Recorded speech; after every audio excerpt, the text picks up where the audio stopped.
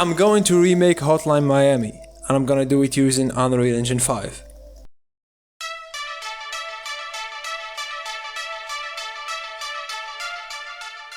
Let's start by making the level.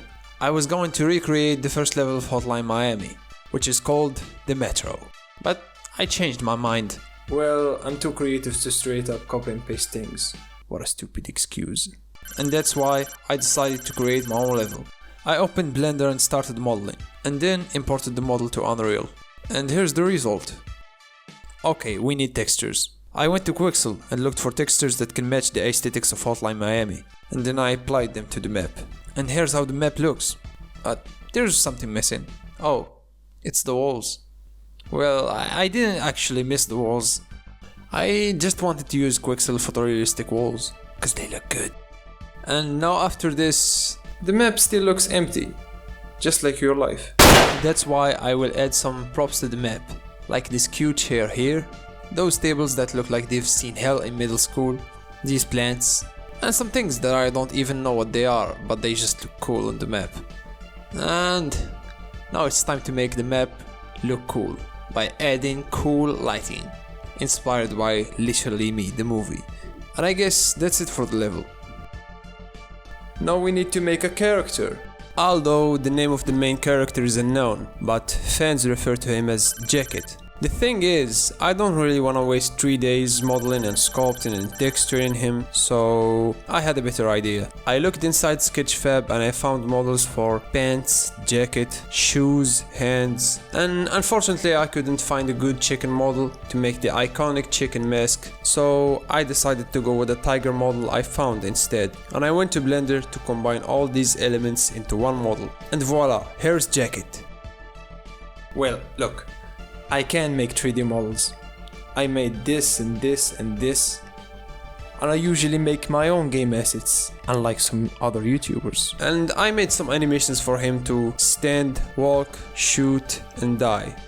And then I took Jacket to Unreal and made him into a playable character, but he can only walk for now. Okay, as you can see, Hotline Miami have a top-down camera perspective, so I replicated that by placing the camera above the player and locking it so he can't move the camera around. In the game, the player will always face the mouse cursor, so to do that, I looked for a solution and I found one. I programmed a system that on each frame makes the player character update its rotation to face the cursor, meaning that the player will always face the cursor no matter what. In the original game, Jacket have a large variety of weapons, but here I'm only gonna include 2, the golf stick and the gun. And that's the reason why I made 2 sets of animations, one for holding the gun and the other one for holding the golf stick. And I programmed a system that allows you to switch between the 2, changing completely how Jacket stands, walks and attacks. And I made a weapon pickup system to control this. And now we need to make enemies. For the most part, enemies on Hotline Miami are these Russian mobsters with white suits. And to model the mobster, I did the same thing that I've done with Jacket. Mixed some models I found online together and animated the mobster, but this time I added something new. You see, when you kill enemies in Hotline Miami, their face shatters, and to replicate this effect, I created another version of the enemy's head that will replace his head in a split second when the death animation plays, so it looks like his head is damaged in real time. The mobster behaviors are simple. He stands there and when he spots you, he will follow you and he will attack you. So that's what I did. I programmed his AI to make him move towards the player when he sees him, and if he reaches the player, he will play an attack animation. The enemy will spawn a hitbox that will damage the player. I programmed the player to die when he takes damage. Dying basically means Jacket doing a death animation and bleeding on the floor, while you will lose the ability to control Jacket. And now for the player. As we said, the player have 2 options to attack enemies, a golf stick and a gun. So when the player attacks with the golf stick, I programmed him to spawn a hitbox and attach it to the golf stick instantly, and that hitbox can damage enemies. And when he uses the gun, he spawns projectiles in the direction of the cursor. But there's a little problem. Shooting enemies doesn't feel satisfying. And the solution is adding effects like camera shake, sound effects, light, muzzle, and that's it. And just when I thought I finished, I stumbled upon a problem. When I shoot an enemy, he dies in the direction he's facing, which doesn't make any sense. So I programmed the enemy to rotate towards the player in the same frame he gets damaged, which makes shooting him feels more real.